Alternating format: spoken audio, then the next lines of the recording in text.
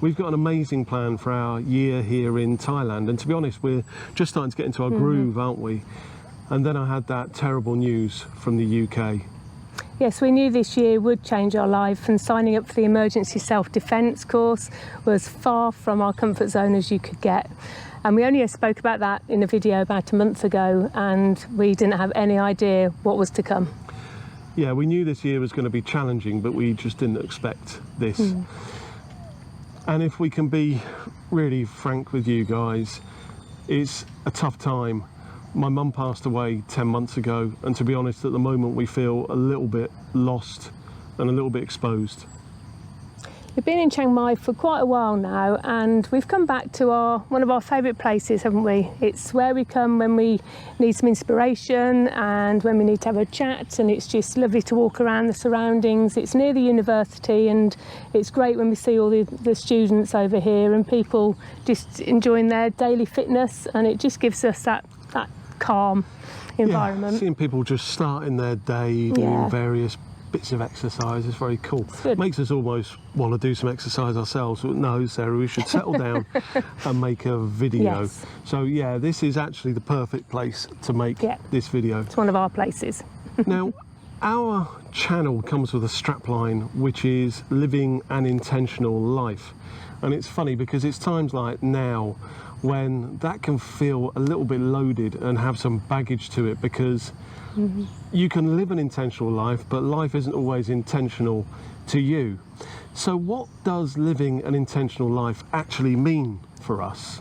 Well, firstly, it means to act with forethought. Don't just walk into a situation and expect or hope for the best and just react. Plan and replan. We discuss where we're going to travel and plan for that ahead of time. We also have a database of places where we want to go, and we keep adding to that all the time. And then there is planning for the unexpected. We are actually working on a video on this. We've written it, it's all ready to go, and all of this just changed it. But we will be releasing that very soon. And there's something we work on, is a principle that's called a battle box. Now, if any of you have ever heard of battle box before, let us know in the comments, because that probably means you come from the same industry as me. But we're going to explain to you what the battle box is in a later video. And even when we were looking for an apartment, we made sure that we could go round the corner on our little scooter and just make sure we had that route planned. Yeah, because we were new to all this scootering stuff, so having something where we had a little route that we knew we could do on a regular basis and just add to it, that was about being intentional. What we could have done is just rented an apartment in the centre of town, the nicest one we could find, and then get a scooter and realise that we wouldn't be able to use it. So it's that kind of stuff is where we're talking about with being intentional.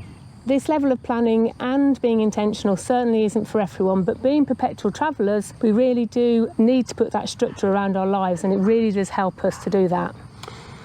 And we've set up our life here in Chiang Mai for the year, even to the extent, as you know, we're doing the emergency self-defence. So we went on to Thailand's answer to Amazon, it's called Lazada, and bought all this matting for our spare bedroom so that we can throw each other around on the floor and practice. And that's what we do every day. We're in there practicing on that matting.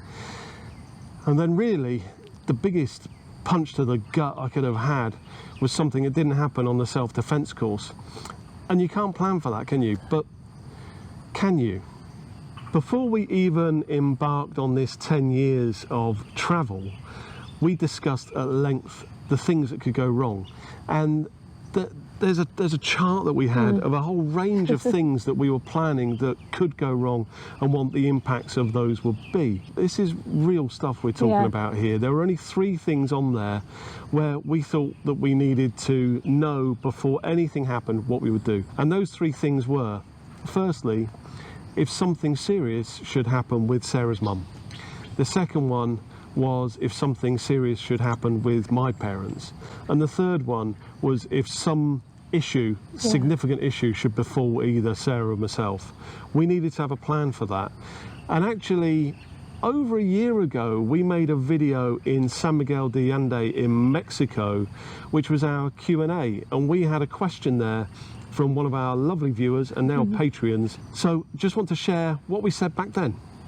Joanne Nardi, do you have a plan if you need to return to the UK quickly in the event of a family emergency? We did a video, well, a few months ago, outlining what our budget was, and part of that budget is contingency. And the plan is, if we need to get back to the UK for any reason, we're going back to the UK. We don't care how or why or what we do to get there. We will just make it happen. And we've got contingency in our budget to enable that to happen. So thanks for asking, Joanne. We don't know till we do it. And fingers crossed that won't crop up, really. Yeah. So you can't plan for everything, but you can be mindful of what actions you would undertake as and when things inevitably go wrong. And this just isn't about us, this is about you too. So what are those 3 simple steps that you can take to manage the unexpected? We would advise you to give some thought to this no matter what stage of life you're in. This isn't just for retired people that travel the world. We, all of us, have unexpected issues hit us square in the face from time to time, don't we? So you need to be thinking about how you do this, because then you can be a lot more confident about decisions you are making in life. The first step, what for you are the things you can't plan for? And the second step is, what will you do shall they come to pass? Thirdly, what resources do you need to manage that? This could be anything, but an obvious thing that comes to mind when talking about resources is money. Do you have an emergency fund in place? So when the unexpected happens, your first thought isn't, how am I going to finance this? Your first thought is just dealing with the issue. As Neil said earlier, we've set up life here in Chiang Mai, Thailand for 1 year. And that was an intentional decision. So involved in that, let's just give you some bullet points. First of all, there's the emergency self-defense training together with the visa that comes with it. That cost us around $3,000 to put that in place. We've signed a lease on a apartment for a whole year with everything that's involved in that. We've set up a bank account here each with a local bank. And in our apartment, we've nested. We've nested there because we know we're going to be there. We've got that matting I spoke about. We've got a food processor. Got a whiteboard even. We've got a whiteboard. We've got a Hoover or a vacuum cleaner. Yeah. We've bought rugs. We bought lights. Sounds like the generation game now. Yeah. Cuddly toy. The cuddly toy? Good. Oh, didn't they do well? Hey. All of it. We've done all of that, and all of that was intentional living. But because of having an emergency fund in place and having this conversation between us before we even started travelling, knowing that when something happens, we react like that, it means that we're not actually concerned about any of that. Where we sit at the moment, we simply don't know what comes next for us.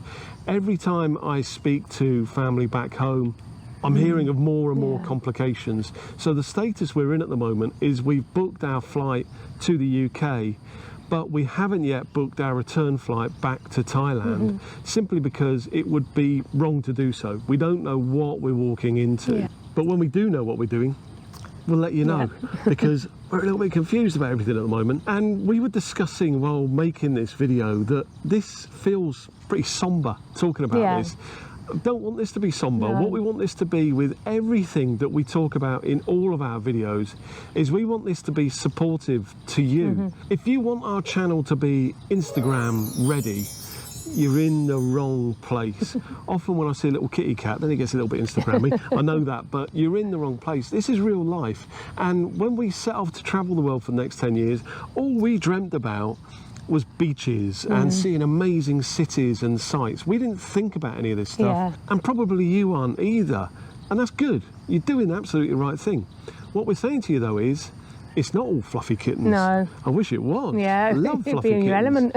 Stuff happens, and when it happens, we're going to share that on our channel. But what do we do? Do we keep saying, hey, isn't this amazing? Isn't this a fantastic park? Or do you want us to be real? Have you joined Neil and Sarah of To Go Rome on their journey through the next 10 years of their life to see Instagram ready shots? Or do you want to see real life? The objective of us making these videos is to inspire and educate you guys as you continue into your retirement. Although this feels somber, Sarah, Yes. it Yes, isn't. it is. This is us educating our viewers. Yep. They want to see the rough with the smooth, and that's why they watch us. You got the rough with the smooth. So we're not being somber, Sarah. Well, we are a little bit, and you've said the reason why, obviously. But yeah, the reason we just want to help people, and you know, the unexpected things happen, and this is real life.